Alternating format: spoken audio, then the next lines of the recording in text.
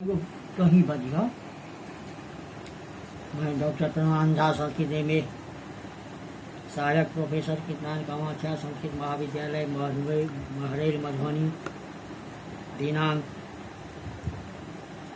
9 अक्टूबर यानी 9/10/2020 ईस्वी प्रिय छात्र एवं छात्राओं शास्त्री तृतीय खंड अनिवार्य पत्र संस्कृत महामारी का इतिहास। आज का विषय है दंडी, कविवर दंडी। दंडी का ग्रंथ है 10 कुमार चरित, गद्य ग्रंथ है। और आप परिचय इस प्रकार है। अवंती सुंदरी कथा के आधार पर दंडी का थोड़ा परिचय प्राप्त होता है। कविवर महाकवि भारवी के 3 पुत्र हुए, जिनमें से मनोरथ मध्यम पुत्र था। मनोरथ के भी चारों वेदों की भांत 4 पुत्र उत्पन्न हुए, जिनमें वीरदत्त सबसे छोटा था। छोटा होने पर भी एक सुयोग दार्शनिक था। वीरदत्त की स्त्री का नाम गौरी था। इन्हीं से कविवर गज का दंडी का जन्म हुआ। बचपन में ही इनके माता पिता स्वर्गवासी हो गए। ये कांची के निराश्रय ही रहते थे। एक बार जब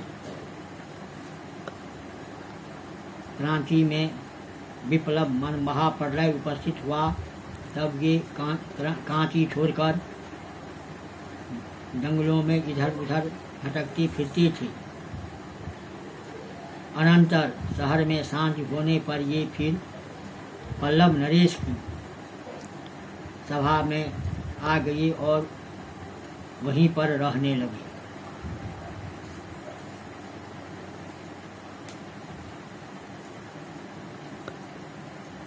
भारवी और दंडी के इस संबंध के विषय में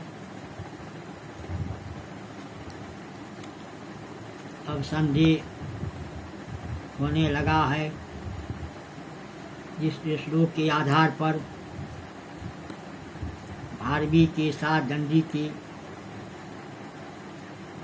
प्रपितामह दामोदर की एकता मानी जाती थी, उस श्लोक में नए पाठ भेद मिलने से इस मत को बदलना पड़ा है।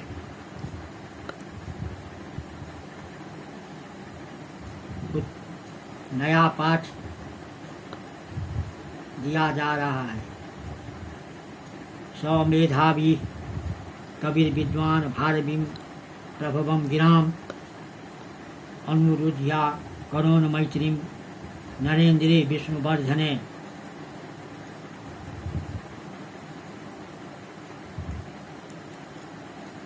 प्रथम पाठ प्रथमांत भारवी था, अतः उसके स्थान पर द्वितीयान भारवी मिला है, जिससे यह अर्थ निकलता है कि भारवी की सहायता से दामोदर की मित्र विष्णुवर्धन के साथ हो सकी। अतः दामोदर दंडी के प्रपितामह थे, भारवी नहीं। इस नए पाठ भेद से दोनों के समय निरूपण के विषय में किसी तरह का परिवर्तन आवश्यक नहीं है।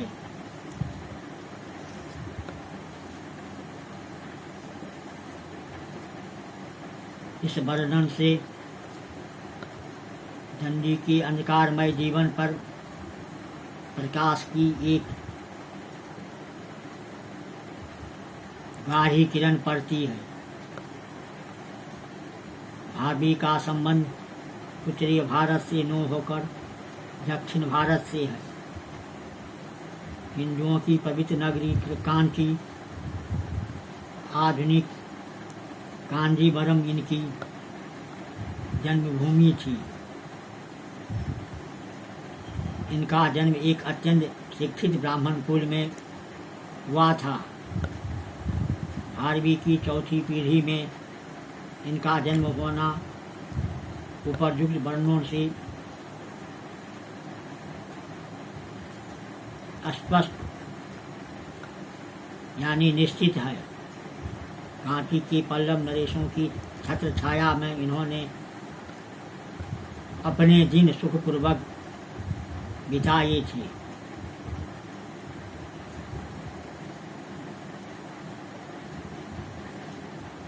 इस वर्णन से दक्षिण भारत की एक किंवदंती भी यथेष्ट पुष्टि होती है। एम रंगाचार्य ने एक किंवदंती का उल्लेख किया है कि पल्लव राजा के पुत्र को शिक्षा देने के लिए ही दंडी ने काव्यादर्श की रचना की थी।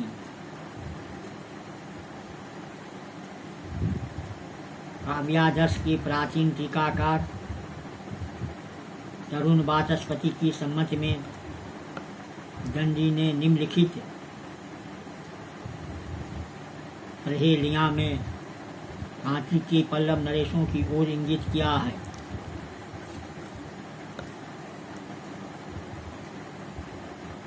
नासिक मध्या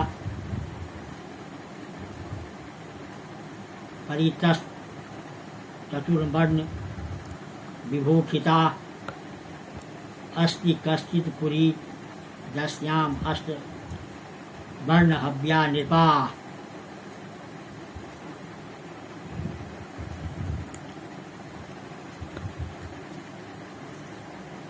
अतएव दंडी को कांची के पल्लव नरेश के आश्रय में मानना इतिहास तथा किंवदंती दोनों ही सिद्ध होता है।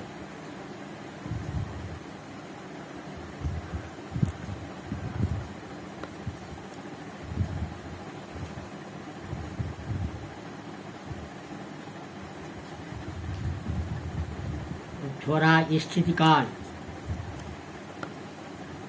9वीं शताब्दी के ग्रंथों में दंडी का नामोल्लेख पाए जाने से निश्चित है कि उनका समय उपरयुक्त संबंधी से पीछे कदापि नहीं हो सकता। सिंधली भाषा के अलंकार ग्रंथ सियबस लकर स्वभाषा अलंकार की रचना काव्यादर्श के आधार पर की गई है।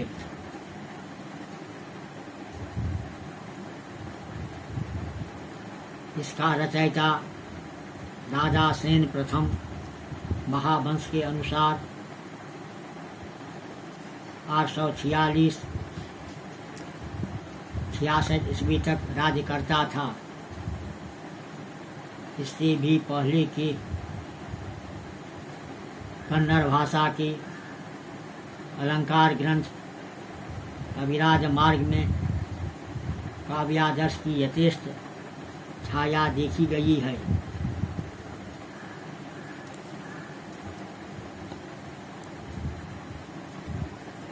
इसके उदाहरण या तो काव्यादर्श से पूर्णतः लिए गए हैं या कहीं कहीं कुछ परिवर्तित रूप में रखे गए हैं। हेतु अतिशयोक्ति आदि अलंकारों के लक्षण दंडी के अक्षरशः मिलते हैं।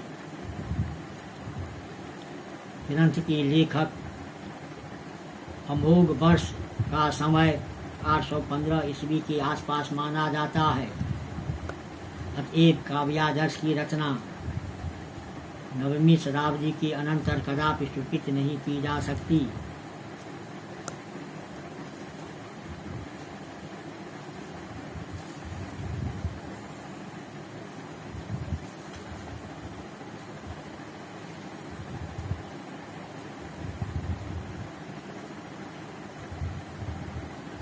दंडी के काल की अंतिम सीमा है। अब पूर्व की सीमा की ओर ध्यान देना। यह निर्विवाद है कि काव्यादर्श के समय पद्य दंडी की ही मौलिक रचना नहीं है। उनमें प्राचीनों के पद्य भी सन्निविष्ट है। लक्ष्म लक्ष्मी तनोतीति प्रतीत शुभगम बचा में दंडी के साफ तौर पर इति शब्द का प्रयोग से यहाँ जाना चाहता है कि कालिदास की प्रसिद्ध पद्यांश मलिनमपि हिमांशो लक्ष्मी लक्ष्मम लक्ष्मी तनोति से उद्धरण दिया गया है। अतः इनकी कालिदास के अनंतर होने में तो संदेह का स्थान नहीं है, परंतु अन्य भाव साम्य से ये बाण भटके भी अनंतर प्रतीत होते हैं।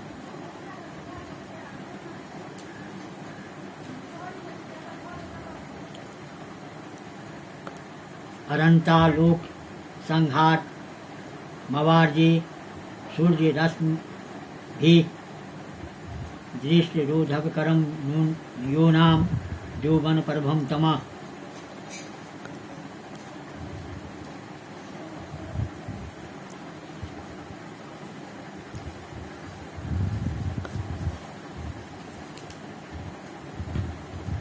काव्यादर्श की इस पद में कादम्बरी में चंद्रापीर को सुकनास द्वारा दिए गए उपदेश की स्पष्ट छाया दिख पड़ती है। दंडी को बाणभट्ट 7वीं सदी पूर्वार्ध के अनंतर मानने में कोई व्युत्पत्ति नहीं जान पड़ती है। प्रोफेसर पाठक की सम्मति में काव्यादर्श में निर्भत विकार तथा प्राप्ति हेतु का विभाग काव्य प्रदीप के कर्ता भर्तृहरि वाक्य प्रदीप के कर्ता भर्तृहरि के अनुसार किया गया है। काव्यादर्श में उल्लिखित राज वर्मा को यदि हम नरसिंह वर्मा द्वितीय, जिसका विरुद्ध अथवा उपनाम राजवर्मा था, मान लिया जाए तो किसी प्रकार की अनुपस्थित नहीं होती। प्रोफेसर आर नारसिंहाचार्य तथा डॉक्टर ब्लेबकर ने भी इन दोनों की एकता मानकर दंडी का समय 7वीं सदी का उत्तरार्ध बतलाया है। शैव धर्म के उत्तेजक पल्लवराज नरसिंह वर्मा का समय 990-715 माना जाता है। अतः इनका सभा कभी दंडी का समय 7वीं सदी के अंत तक 8वीं के आरंभ में मानना उचित प्रतीत होता है। दंडी के 3 ग्रंथों की रचना परंपरा प्रसिद्ध है, जिनमें काव्यादर्श तो उनकी निसंदिग्ध रचना है। दश कुमार चरित सुप्रसिद्ध गद्य काव्य है, जिसमें 10 कुमारों का विचित्र रोमहर्षण चरित्र सरस गद्य में निबद्ध किया गया है। कुछ लोग काव्यादर्श में उल्लिखित छंदोविचिति को इनकी तीसरी रचना मानते हैं, परंतु विद्या रूप से निर्दिष्ट होने के कारण यह ग्रंथ सिद्ध नहीं होता। सा विद्या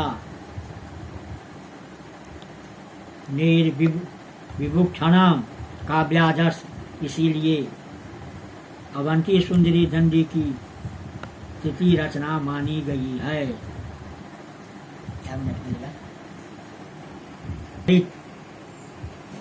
महाकवि दंडी का 10 कुमार चरित्र संस्कृत साहित्य की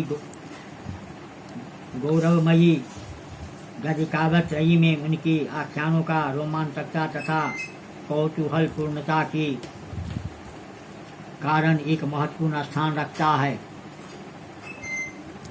यह 10 कुमारों के विचित्र चरित्र का श्लाघनीय संग्रह है। इसमें 2 पीठिकाएँ हैं जिनमें 9 उत्तर पीठिकाएँ ही दंडी की वास्तव रचना मानी जाती है और 9 पूर्व पीठिका ही ग्रंथ का मूल अंश माना जाता है। हाल में अवंती सुंदरी कथा नामक गद्य काव्य की उपलब्धि से इस प्रश्न का एक बोधगम्य तथा विश्वसनीय उत्तर आलोचकों के सामने आया है।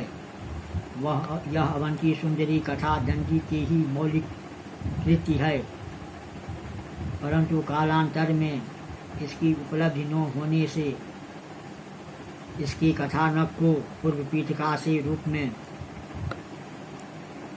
आदि में जोड़कर 10 कुमार चरित्र को पूर्ण तथा क्रमबद्ध बनाया गया है। मूल ग्रंथ तथा पूर्व पीठिका के कथानकों के आवंतर घटना वैषम्य का कारण यही जोड़ने की श्रृंखलता है। मूल ग्रंथ के 8 उच्छ्वासों के केवल 8 ही कुमारों की कार्यावली का रुचिर विन्यास है, परंतु नाम की सार्थकता सिद्ध करने के लिए पूर्व पीठिका में अन्य 2 कुमारों को चरित्र जोड़ दिया गया है तथा अधूरे ग्रंथ को पूर्णता की कोटि पर पहुँचने के लिए अंत में उत्तर पीठिका भी जोड़ी गई है।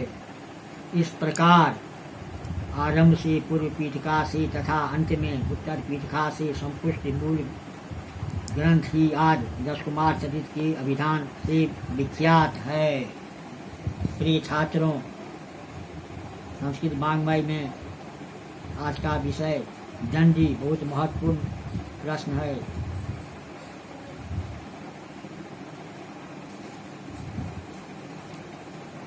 आज इतना ही तक।